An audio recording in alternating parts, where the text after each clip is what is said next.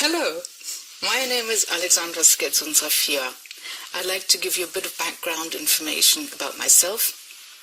So I trained as an art conservator in Florence, in Italy, on works of stone and ceramics.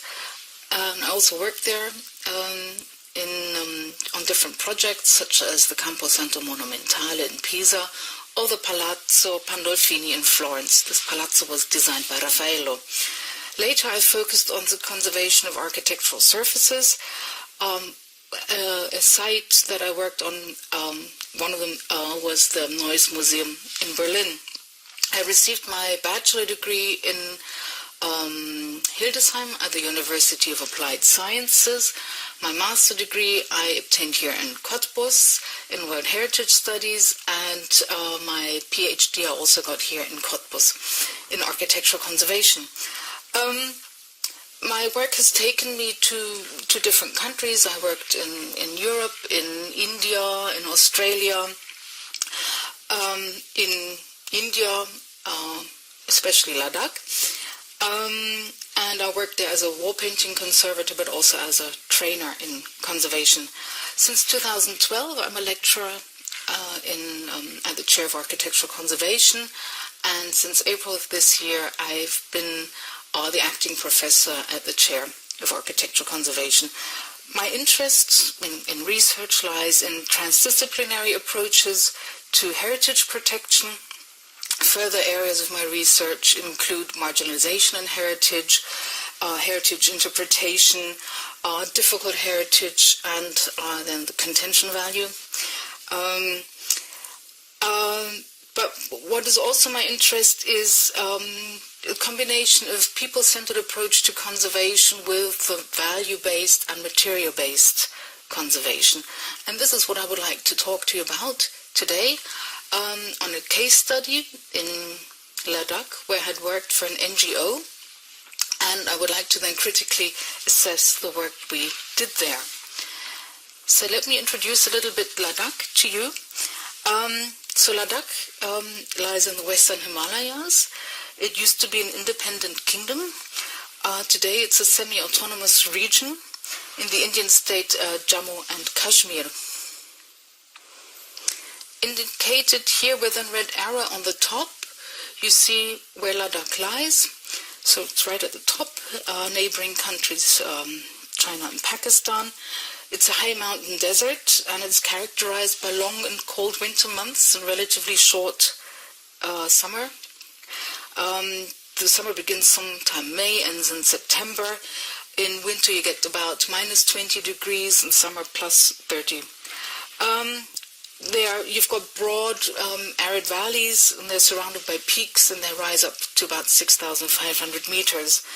And Ladakh lay at the crossroads of the Silk Road and was a melting pot of different cultural and religious influences. And the capital, Leh, used to be a very important center at that time. In Ladakh, Buddhist communities constitute the majority with about 90% of the population, but of course you have also other religious communities like Muslim, Hindu or Christian communities.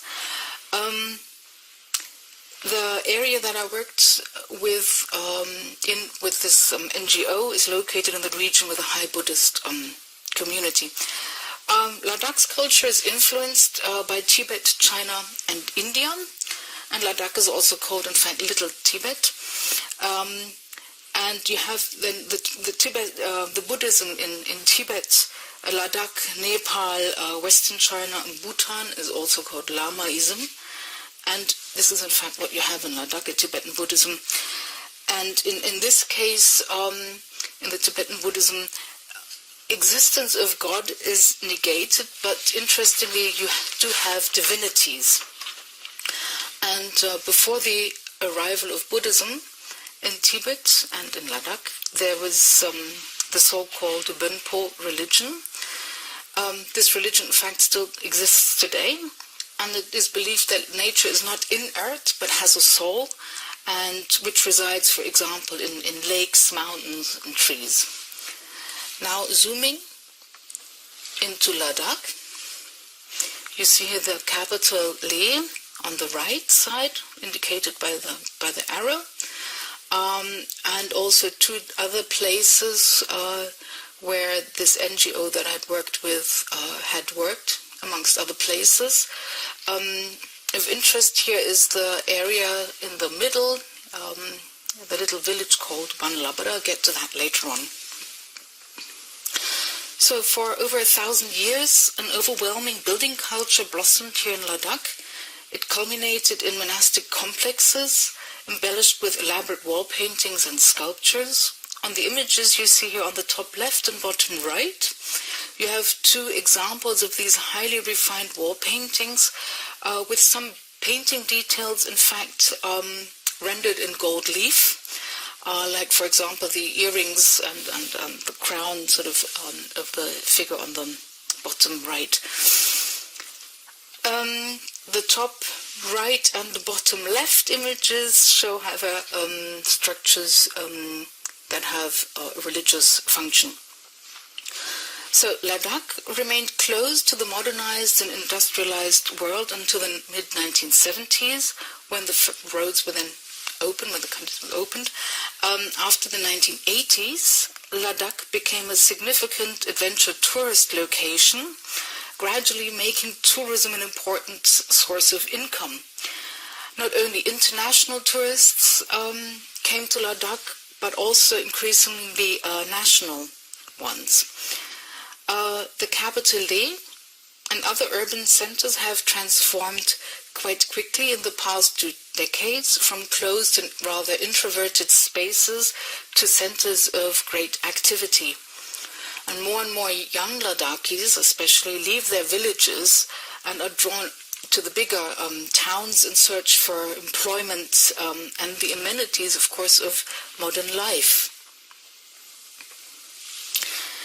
Within the last decades, earthen architecture has experienced somewhat a renaissance all over the world and is appreciated for its contribution to sustainability. Not only are traditional building knowledge and skills of interest, but there has also been a growing scientific research into its materials. Traditionally, earthen architecture is used in Ladakh for secular and religious structures. Buildings are made either in a rammed earth technique or, until recent, more often with adobe. So adobe are bricks, they're made of earth, so basically clay mixed together, for example, with straw and sand or little pebbles and so on. However, they're left unfired. Here on the image you see such a building in adobe bricks resting on a stone foundation. The walls are often covered also with earth and plaster, and traditionally you have flat roofs. This building you see here has a secular function. Earthen architecture is considered, though, or was largely thought to be old-fashioned, dark and in constant need of maintenance. The earthen architecture is substituted by modern building techniques which are deemed more easy to use, less prone to constant maintenance, and which allow for modern lifestyle. Especially cement or tin roofs are more widespread nowadays, but these materials are not as well adapted to Ladakh's harsh and varied climatic conditions as earthen architecture is. If you think, for example, with an earthen architecture, you can keep in summer relatively cool inside, and in winter it retains the heat much better. With the loss of traditional know-how, the villages, monuments, and cultural landscapes can no longer be maintained through the time-proven methods which had effectively guaranteed their survival for hundreds of years. As an example of preventive conservation measure that is being carried out to protect a structure from damaging effect of rain is the whitewashing of a building. In this image you see here, this whitewashing is carried out on a stupa. It is done once a year, and it involves traditionally the entire community. So this whitewashing can be considered sort of as a conservation, but also as a maintenance measure, preventive conservation. However, economic migration, rapid and uncoordinated development in Ladakh, as well as climatic change, are increasingly becoming major threats to the historic settlements, ancient monasteries, and sacred landscapes, which are among the most valuable cultural resources of Ladakh. Several initiatives by outside professionals and local experts have been undertaken over the last 2 decades to halt the process of deterioration affecting the monuments of Ladakh. Unfortunately, having to deal with such a vast region and with so many objects at risk, most of these isolated efforts have not been able to afford much more than sort of just short-term salvage solutions. Mostly preservation efforts have aimed at single monumental architectural structures, ignoring, however, vernacular buildings and ensembles that might appear less valuable, monumental, or representative. Very often, maintenance and supervision of conserved structures and paintings became an issue. A more comprehensive and sustainable approach is necessary. One that fosters the coordination of resources and capacities that involves the communities, and which ultimately empowers the local population to take the management maintenance of their heritage into their own hands. This is particularly important in an environment where Ladakhi youth is drawn to these urban centers, as I said, and the connecting cord with culture is in danger of becoming lost. And also where you think that the Ladakhi youth represents the future generation who will soon be responsible for the survival of the cultural heritage. It has been demonstrated that a long-term preservation of cultural heritage is only possible if the present stakeholders, and particularly the younger generation, value cultural traditions and are willing and able to maintain heritage. Thus, one challenge is to infuse the youth for their heritage, and who will act then as multipliers for the preservation of their heritage. Building materials today and in the past had to be obtained from the surrounding environment. Wood is scarce, and the main building material is earth. The clay for that can be found in Paleolake deposits and are still quarried today. Here on the left you see an image of one such quarry. On the top right, another quarry in an area called Moonland. That is quite an extraordinary and impressive landscape. On the image on the bottom right, you see how these adobe, so these bricks, are left to dry after they've been taken out of their form. Also, religious structures are made of earth. Here you see a row of stupas on the right, which are made of earth. On the left you've got a mani wall. A mani wall you will find in Ladakh often at the exit of settlements, and they consist of many mani stones. These stones have the mantra Om Mani Padme Hum carved or painted onto them. Another feature you will encounter in Ladakh are prayer wheels. Inside of these cylinders that you see here on the image are prayers, which will be dispersed into space once you spin these wheels. So, now, as a wall painting conservator, I worked for many years for the NGO called Archie Association. It's a private non-profit organization which was first based in Switzerland. The work has further been consolidated by registering the organization in India as well, again as a non-profit one, and this one is based in Delhi. The purpose of the NGO is to contribute to the safeguarding of the outstanding but endangered cultural heritage in Ladakh. The work concentrated there on a few early Tibetan Buddhist temples which belonged to the Kagyu order. This order found itself facing considerable conservation problems of some of its century-old impressive temples. Through structural problems and leaking roofs, the earth constructions had begun to suffer quite heavily, resulting then in instability of the structures, loss of the water-sensitive wall paintings, which embellish the interior of these temples. The association is run by a transdisciplinary team from Ladakh, other parts of India, and Europe dedicated to the preservation of Buddhist cultural heritage sites, as well as by specialists in the early art and architecture of the Himalayas who've been active in the region for many years. Some of us are linked to academic programs of different universities. So this team basically consists of architects, conservators, art conservators, art historians and historians, as well as conservation scientists.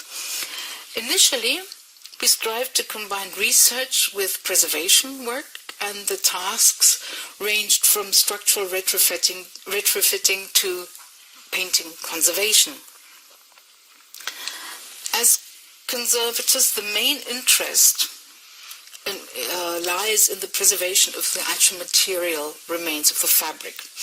All of the conservation actions will be grounded on previous research into the material, on documentation of these remains, scientifically proven and tested conservation methods and materials, that with the idea that they would not have any detrimental impact on the historic material. Conservation work is further based on different sets of principles. For instance, just giving you some examples, these principles can be, again, rendering visible an introduction of new material when you reconstruct something, for example, that you do as little as possible but as much as necessary, also called minimal intervention, that you introduce material that can be used to be the idea that it should be reversed. Now one speaks more with the idea of that something can be retreated in the future. This general approach is also called material or fabric-based approach to conservation. And here in this image you see a graph that represents this material-based approach to conservation. I've taken this graph, I've redone it, but the idea of this graph, this general layout, is taken from a 2014 publication by Johannes Poulis, The Past and the Present. So it shows how the experts intervene at a heritage site, focusing, however, only on the site, on the material of it, without taking into account the different values of it. Values then, let's say, subsumed under the term cultural significance. However, from the beginning, we realized that in order to conduct our conservation work in the best possible manner, we needed to communicate the work we were carrying out to the various stakeholders.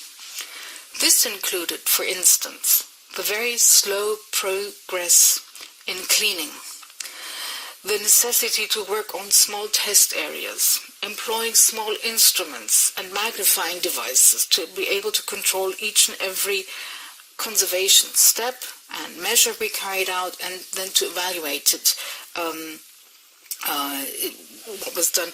Here you see in this image already rather towards the end of a conservation where you've got a conservator who is doing an in-painting with a very small brush and a magnifying device to be able to work as precisely and neatly and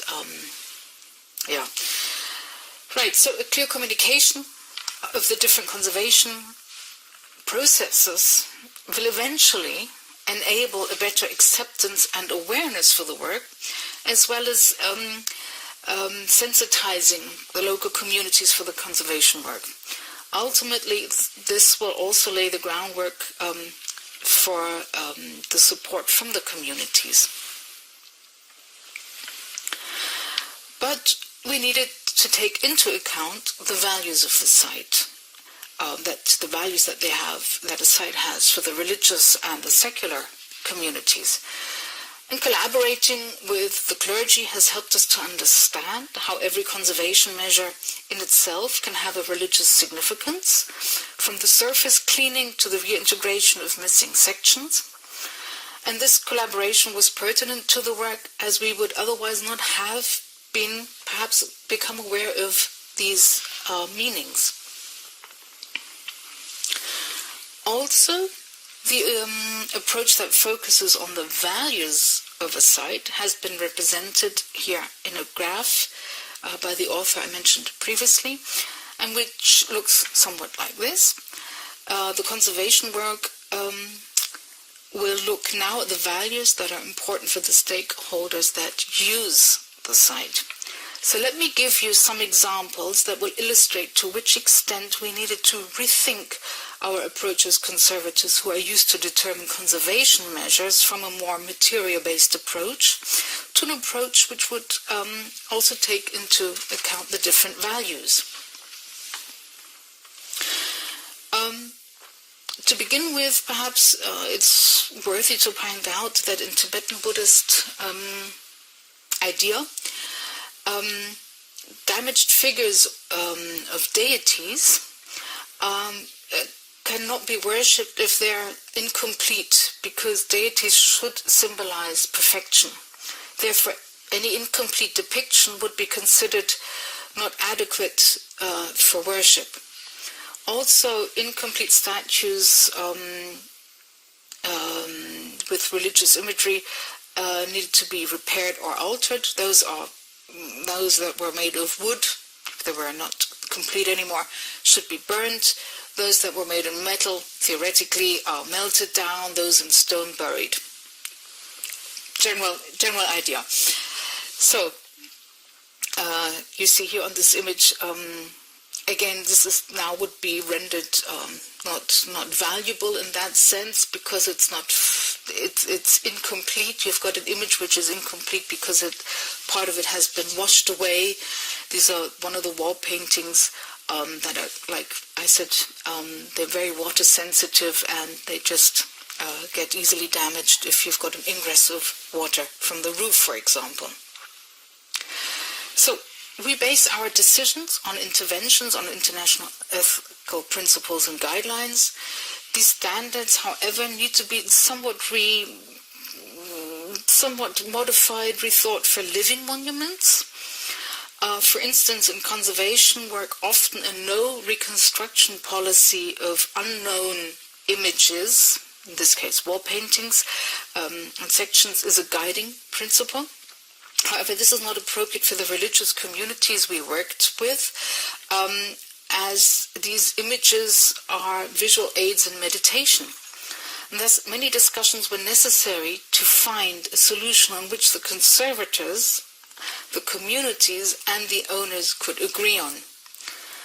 Within the communities, there still exists the age-old traditional knowledge of vernacular building materials and techniques, much like the knowledge of agricultural land use and animal rearing. Specialized knowledge developed in these communities, they know, for instance, where specific material buildings can be found, how they have to be modified to be adequately used, and how to make them functional. Over the years, we became more and more aware of this knowledge from which our conservation efforts could benefit. So concerning wall painting, traditional wall painting techniques and materials, we had the opportunity to learn working together with Tanka painters. On this image here, you see a young Tanka painter who is actually doing the reconstructing of a section of a wall painting. Another Tanka painter we had been working with had reconstructed the image of a key divinity, so a very important divinity, which is usually found above entrance doors, but this image had been completely lost, and he was able to reconstruct it. Yet another example was the cleaning of wall paintings.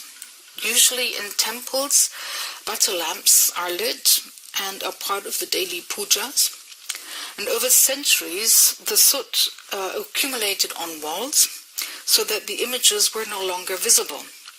And thus their, amongst other things, their aesthetic value diminished.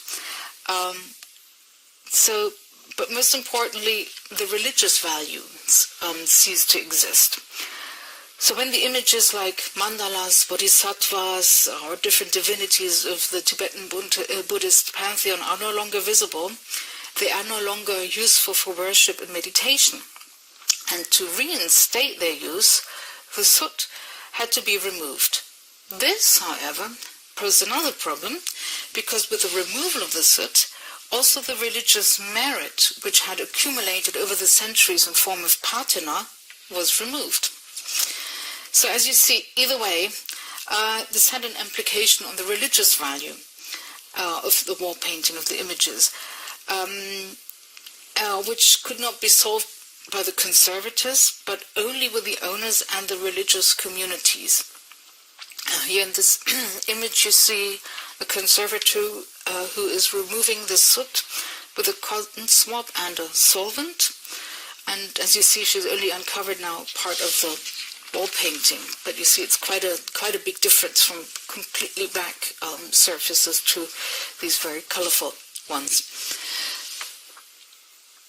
So this accumulated merit could not simply be taken off with cotton swabs and solvents, as we would usually have done, and then just as we usually would done, and then just treated the cotton swabs as waste and put in the garbage. Instead, these cotton swabs with a soot needed to be given back to nature, accompanied by a special puja. So these examples demonstrate how important it is to collaborate and communicate continuously with the relevant communities, in this case with the religious order. As early as 1969, Sherry Arnstein developed a model known as the ladder of citizen participation that represents various stages of citizen participation. Her model shows 8 forms of this involvement in community development projects. The least active forms are manipulation and therapy, so actually a non-participation, which is located at the bottom of the ladder, followed by informing, consultation, and implication, which is basically tokenism, lip service, in the center. And the final 3 forms of citizen power and active involvement are demonstrated by partnership, delegated power, and citizen control at the top of the ladder. This model can be adapted to the extent of local stakeholders' involvement in conservation processes as well, like the ones we were involved in. If we were to analyze the few examples of conservation work I've presented here now, we would find ourselves on the level, however, of tokenism on the ladder. For the examples where we had consulted the clergy concerning the removal of the soot or the necessity to reconstruct wall paintings. The actual reconstruction work by the Tanka painters can be located at a higher level of participation and can be referred to a low level of citizen power in form of partnership. Thus, the degree of participation varied depending on each situation. Many years of on-site experience have led us to understand, though, that sustainable preservation of cultural heritage can only be guaranteed by the active involvement of local population and through capacity building measures, and to shift our approach from a material-based and value-based approach to one that is a people-centered one. Represented again in a graph, this would look somewhat like this. The approach thus shifts from a top-down to a bottom-up approach, ideally, where local communities living and interacting at the site should then become the stewards of their heritage. Thus, we were seeking to deepen the cooperation with local clergy, craftsmen, and village inhabitants. This we understood as an important part of the conservation projects, not only on the basis of informed prior consent for works carried out on heritage objects. The idea was that the collaboration would also enable a knowledge transfer and a strengthening of awareness with regard to the rich architectural heritage of that Ladakh has to offer. A further aim would be the promotion of the management and conservation of Ladakh's cultural heritage. With this change of the approach we wished to pursue, though we realized we needed to implement a more holistic and sustainable approach, which would negotiate between the different capacities and local resources. This meant that the communities would have to be even more involved in the process so that ultimately they would be empowered to take the preservation and management into their own hands. As a first step in this direction, a program was designed aiming at the active involvement of young Ladakhis into the conservation projects of the Archie Association, but above all raising their awareness for the important role the heritage can play for the future of Ladakh. From this understanding, the pilot youth training program for the preservation of cultural heritage in Ladakh, a long title, was launched in 2009 thanks to a grant provided by the Getty Foundation in Los Angeles.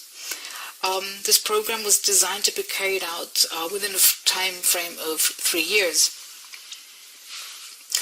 The youth training program was developed for young Ladakhi people, expected to take responsibility for Ladakh's cultural heritage in the future. The Archie Association team considered important players to be monks and nuns, who would be in charge of taking care of religious sites, as well as students later occupying key positions in government or privately run institutions. A further group that was identified was the village youth, whose lives are closely linked to the fortunes of the sites.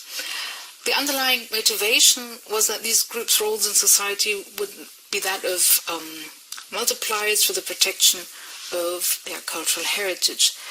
The participants were identified beforehand, together with a partner institute, the Tibetan Buddhist Trikung Khargyu Order Institute in Dehradun in India, with which the Archie Association has a long-standing relationship.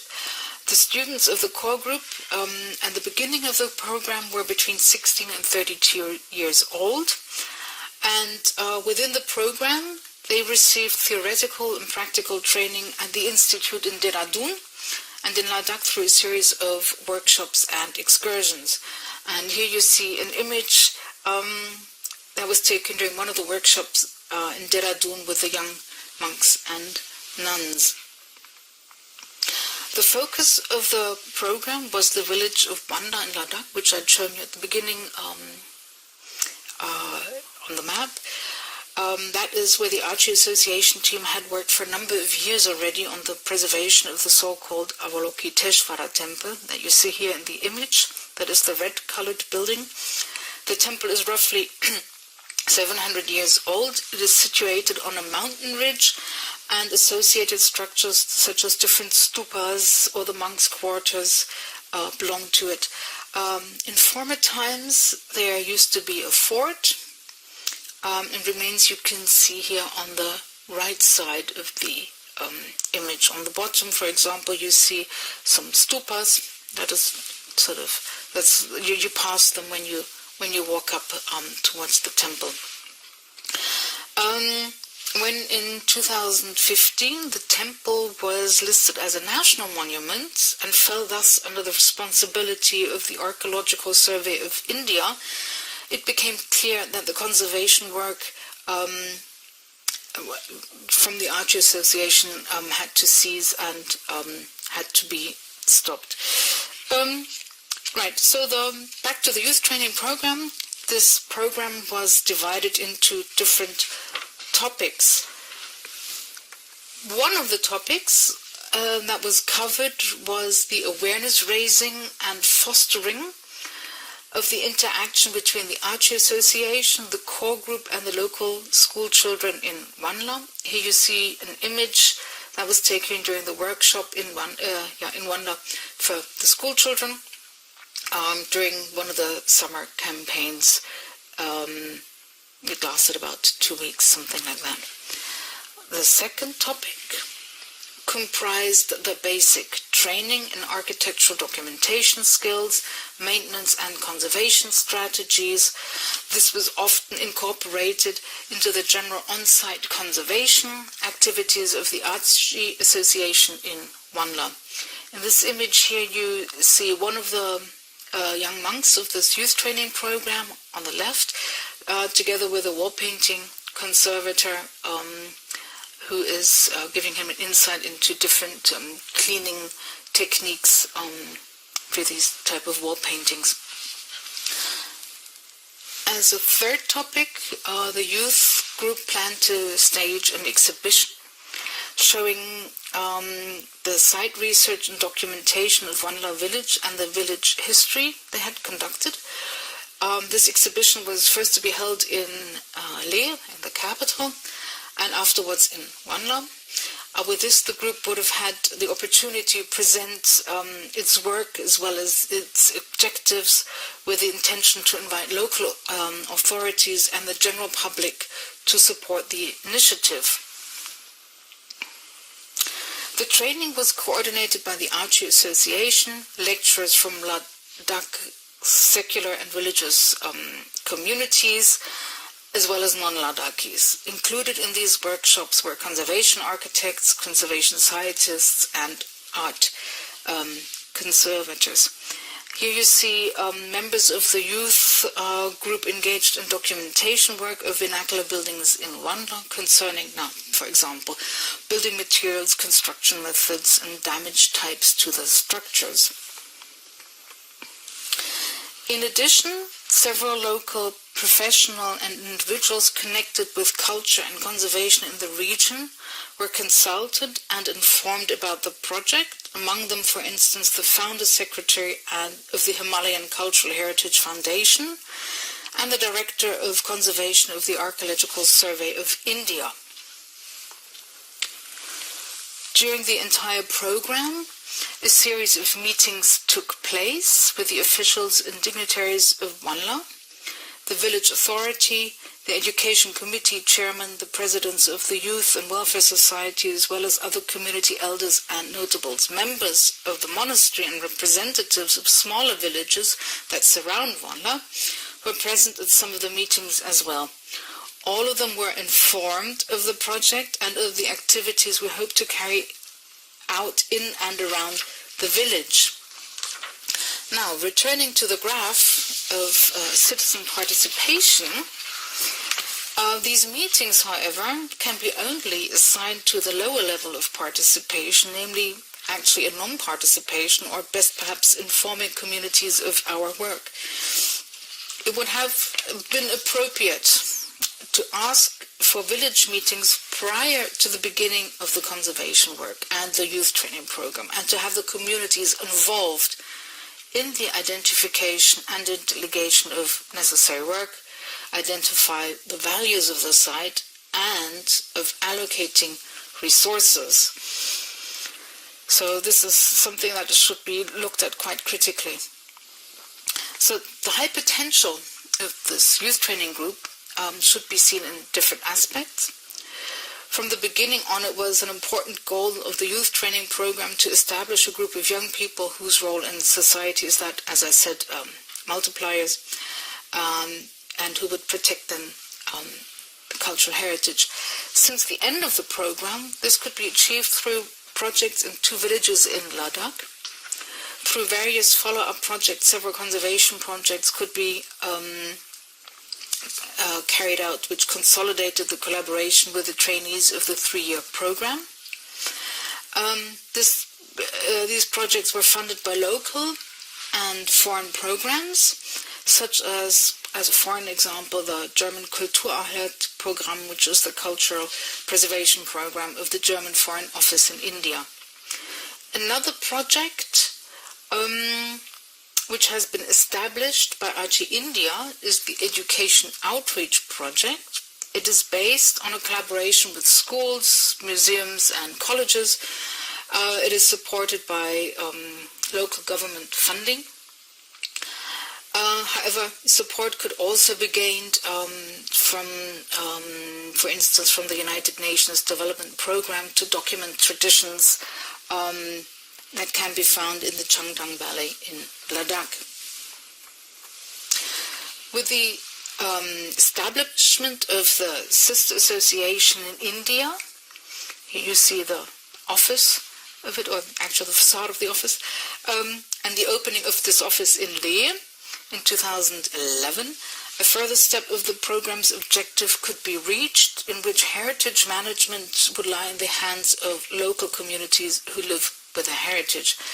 However, the office and the association had not yet been entirely independent from Archie Association in Switzerland, as a considerable amount of funding was still provided to the projects, and the transition towards a complete independence took much longer than initially envisioned. In fact, this financial dependency should be also viewed a bit critically, and as far as the process towards independency should have perhaps been initiated at an earlier stage with a step-by-step plan and concomitant training in heritage management skills and fundraising. How far this youth training group now will be able to influence village communities in not abandoning historic buildings and the vernacular earth-building tradition will have to be seen now in the future. It will also be necessary to get the older generation to support the activities of the group, as they are the connectors to this specific significant local knowledge and wisdom and skills.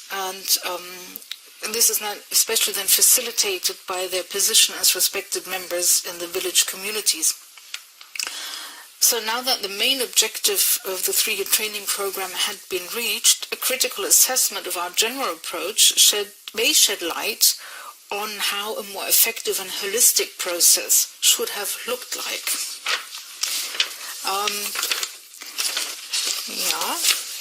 So, unfortunately, there doesn't exist a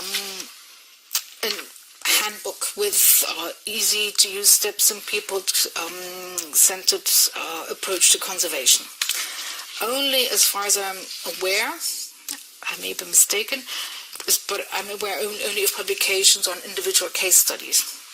So ICROM has been working now already for 2 decades with a people-centered approach, and it has become widely accepted. Although there appears to be different conceptions of whether a people-centered approach should exclude the so-called experts, or whether perhaps all 3 approaches, values, material, and people-centered, are valid in themselves and need to coexist. Some professionals in the heritage field believe that only a people-centered approach is valid, as it is a bottom-up approach, and thus more inclusive and democratic.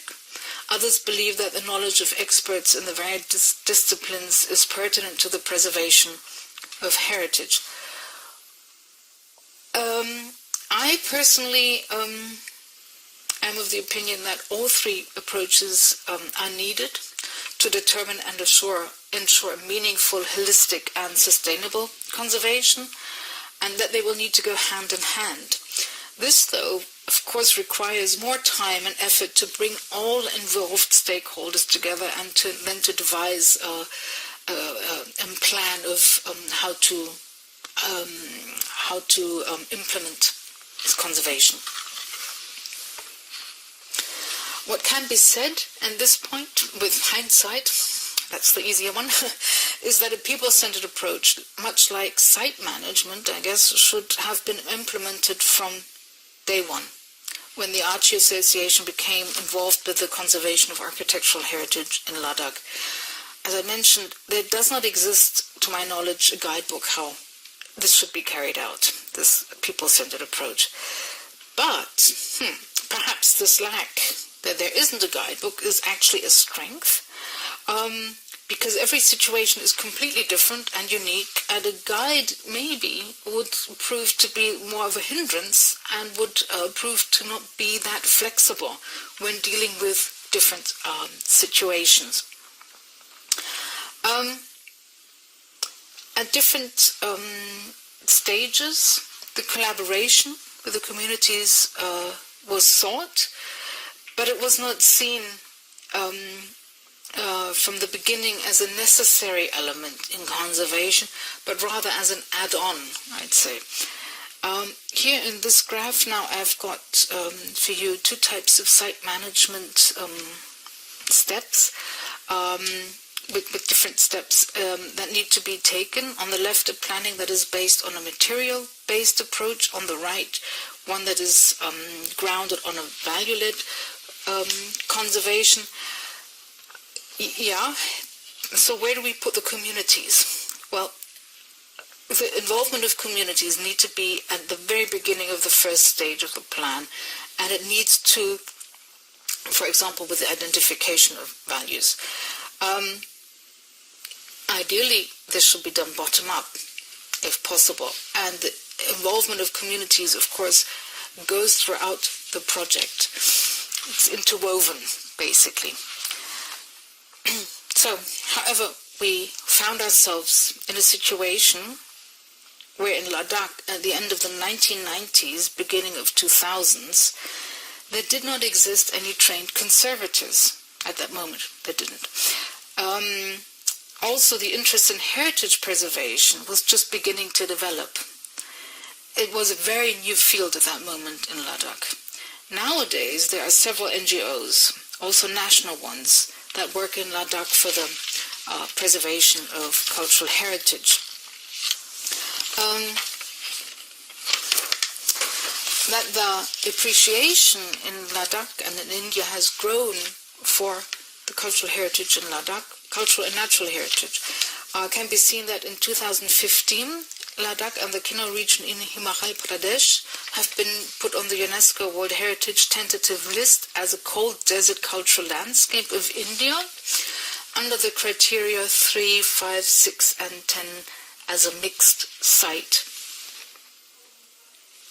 Thus, concluding, I can say with hindsight, before the actual hands-on conservation work was commenced, the religious and non-religious communities should have been active participants in the development of conservation work, where the conservators, architects and conservation scientists should have had rather the role of a facilitator and consultant. In addition, now this is to our defense, we did lack a mediator, somebody who would have helped us and enabled communication of what we, so with a background in conservation, would envision for our conservation work, how we understand heritage, and what the overall aim of conservation work is.